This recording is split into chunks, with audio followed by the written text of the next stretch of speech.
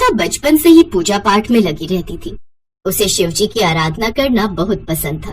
महेश से शादी होने के बाद अनीता अपने ससुराल आ जाती है, जहाँ वो अपने साथ शिवजी की पूजा करने के लिए उनकी एक छोटी सी मूर्ति भी ले आती है। लेकिन उस मूर्ति को देख अनीता की सास गायत्री गुस्सा हो जाती है। बहू, जिस दिन से तू आई है अपनी ही मनमानी करती है।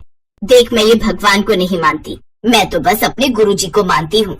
गुरुजी? कौन गुरुजी माँ जी? भगवान से बड़ा तो कोई गुरु नहीं होता, और सबसे बड़े गुरु तो भगवान ही होते हैं। वैसे घर में एक भी भगवान जी की मूर्ति क्यों नहीं है? हाँ, नहीं है, क्योंकि मेरे गुरुजी ने मुझे बताया है कि किसी भी मूर्ति की पूजा नहीं करनी है, और तू है कि मेरे घर में ये मूर्ति ले आई है। देख बहू, मैं नहीं चाहती कि मेरे घर में कोई मूर्ति आए, इसलिए तू इसे वापस अपने मायके में छोड़ा। लेकिन माँ जी, भगवान जी से तो किसी को कोई भी समस्या नहीं होनी चाहिए, फिर आपको इनसे क्या समस्या है? वैसे भी मुसीबत के वक्त वही होते हैं जो हमारी मदद करते हैं। अब तूने मेरी बात नहीं मानी तो मैं तुझे यहाँ से निकालकर वापस तेरे घर भेज दूंगी। अब अनीता के पास अपनी सास की बात मानने के अलावा और कोई चारा भी नहीं था। उसने वो मूर्ति वापस कर दी, लेकिन अब वो मंदिर जाकर भोलेनाथ की पूजा करती। वो हर रोज मंदिर जाकर भोलेनाथ को जल चढ़ाती और उनकी पूजा करती। अनीता के पति महेश को भी अपनी माँ का व्यवहार बुरा लगता था, लेकिन वो उसे कुछ नहीं कहता था। ऐसे ही समय बीता और अनीता की शादी को 7 साल बीत गए। इस दौरान गायत्री का भी एक बीमारी के चलते देहांत हो गया। लेकिन शादी के 7 साल बाद भी अनीता माँ बनने के सुख से वंचित थी।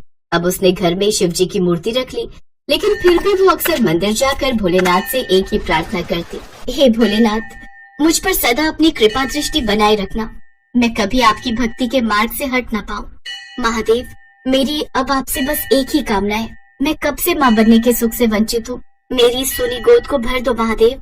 तभी अनीता को बाहर किसी बच्चे के रोने की आवाज आई। आवाज सुनकर अनीता मंदिर से बाहर आई, जहाँ एक बच्चा लगातार रोए जा रहा था। अरे, ये बच्चा किसका है और यहाँ अकेले क्या कर रहा है?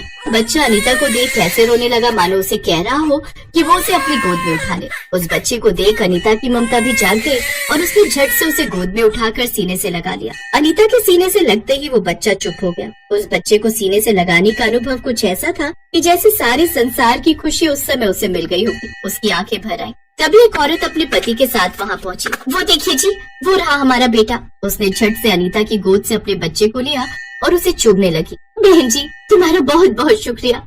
मुझे तो लगा था मैंने अपने बेटे को खो ही दिया। पूरे 9 साल के बाद मुझ पर भोलेनाथ की कृपा बरसी है। उसकी बात सुनकर अनीता की आंख भर आई।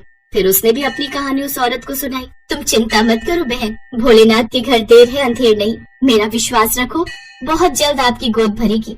मैं भी आपके लिए उनसे प्रार्थना करूंगी। इस घटना को बीते अभी महीना भर भी नहीं हुआ था कि तभी एक दिन जब अनीता पानी का घड़ा लिए कुएं से घर लौटी तो उसे चक्कर आ गए और वो नीचे गिर गई। अनीता, अनीता, क्या हुआ तुम्हें? आंखें खोलो ना। उसने पानी के छींटे अनीता के मुंह पर मारे, जिससे वो होश में तो आ गई, लेकिन फिर वो उल्टियाँ करने लगी। ये देख महेश घबरा गया और उसे जल्दी से डॉक्टर के पास ले गया। देखिए, आपकी पत्नी गर्भवती है और ये माँ बनने वाली है। क्या? माँ? ये शब्द सुनते ही अनीता की सारी थकान, सारी कमजोरी उतर गई। उसने महादेव को इस बात के लिए धन्यवाद किया। महादेव, आपका लाख लाख शुक्रिया जो आपने मेरी पुकार सुन ली। तेरा लाख लाख शुक्र है भोलेनाथ। अनीता और महेश अब आने वाले बच्चे का इंतजार करने लगे। हमें आने वाले बच्चे की तैयारी करनी होगी जी, वो बहुत छोटा होगा ना। ऐसे ही समय बीता। अब अनीता को गर्भवती हुए पूरे 6 महीने बीत गए। इस बीच सावन आ गया और कांवड़ यात्रा का समय आ गया। महेश को अब अनीता की चिंता सताने लगी। वो ये अच्छे से जानता था कि अनीता हर साल कांवड़ यात्रा में जरूर जाती है और इस साल भी वो जाकर ही मानेगी। हम भी बेकार में चिंतित हो रहे। हर साल मैं कांवड़ यात्रा में जाती हूँ और इस बार भी भोलेनाथ को जल चढ़ाए बिना मेरा मन नहीं मानेगा। सावन आते ही मुझे ऐसा लगता है जैसे भोलेनाथ मुझे अपने पास बुला रहे। तुम अच्छे से जानती हो अनीता, पहले की बात और थी, लेकिन अब तुम गर्भवती हो। इस हालत में कैसे तुम सैकड़ों कदम पैदल चलकर कांवड़ यात्रा कर पाएगी? सब हो जाएगा। आज तक भी तो ये यात्रा करती आई हूँ। आज महादेव की कृपा से मेरी कोख में एक नन्ही सी जान पल रही है जो जल्दी मुझे मार देकर बुलाएगा या बुलाएगी। मैं अपनी कांवड़ यात्रा नहीं रुक सकती, मुझे कांवड़ यात्रा पर जाना ही है। अनीता बिल्कुल भी नहीं सुनती और वो भोलेनाथ का नाम लेकर कांवड़ यात्रा पर निकल पड़ती है। कोई बोल बम बोले जा रहा था तो कोई ओम नमः शिवाय मंत्र का जप कर रहा था। अनीता भी बोल बम कहकर कांवड़ लिए चली जा रही थी। सावन का महीना था, इसलिए बारिश होना तो लाजमी था। अचानक मौसम में गर्मी थी और आसमान में काले बादल छा गए। फिर जोरों की बिजली कड़कने लगी और तेज मूसलाधार बारिश शुरू हुई। अनीता एक पेड़ के नीचे खड़े होकर बारिश के रुकने का इंतजार करने लगी, लेकिन बारिश थी कि रुकने का नाम ही नहीं ले रही। बारिश तो किसी जिद्दी बच्चे की तरह हो गई है जो रुकने का नाम ही नहीं ले रही है। हे भोलेनाथ, मुझ पर अपनी कृपा करना। जैसे जैसे बारिश बढ़ती गई वैसे वैसे जलस्तर बढ़ते चला गया और अब जलस्तर बढ़कर घुटनों तक आ गया। हे भगवान, अब यहाँ पर ऐसी कोई ऊंची जगह भी नहीं है जहाँ जाकर मैं ये बढ़ते हुए जलस्तर से बच सकूं।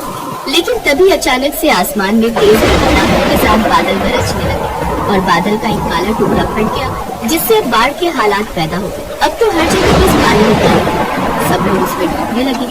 हर जगह चीख पुकार का माहौल बन गया था। अब अनीता भी खुद को संभाल नहीं पाई और वो उसमें डूबने लगी। लेकिन इस हालात में भी वो भोलेनाथ को ही याद करती। भोलेनाथ, बहुत बड़ा सपना था मेरा कि कोई मुझे माँ कहने वाला है, लेकिन शायद अब ये पुकार मैं नहीं सुन पाऊंगी। लेकिन भोले बाबा, मुझे आपसे बिल्कुल भी शिकायत नहीं। ओम नमः शिवाय, ओम नमः शिवाय, ओम नमः शिवाय। अनीता उस बहाव में बहती चली जा रही थी। वो डूबने ही वाली थी कि तभी एक तेज रफ्तार गति से एक नाव वाला आया और उसने अनीता को खींचकर अपनी नाव में चढ़ा दिया। लेकिन इन सब में अनीता काफी थक चुकी थी, इसलिए वो नाव में बैठ। उस नाव वाले ने अनीता को एक किनारे पर लाकर रखा और फिर और भी लोगों की मदद करने लगा। कुछ देर बाद अनीता की आंख खुली तो उसने खुद को सुरक्षित पाया।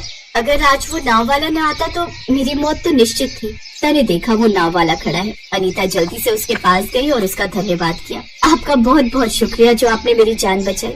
अगर आज आप नहीं आते तो पता नहीं मेरा और मेरे बच्चे का क्या ही होता। अरे कैसे नहीं आता अनीता, भक्त बुलाए तो भगवान को आना ही पड़ता है और तू तो मेरी सबसे प्रिय भक्त है। फिर अचानक से वो नाव वाला शंकर भगवान के रूप में अनीता के सामने अपने आराध्य को देख अनीता की आंखें भर आई।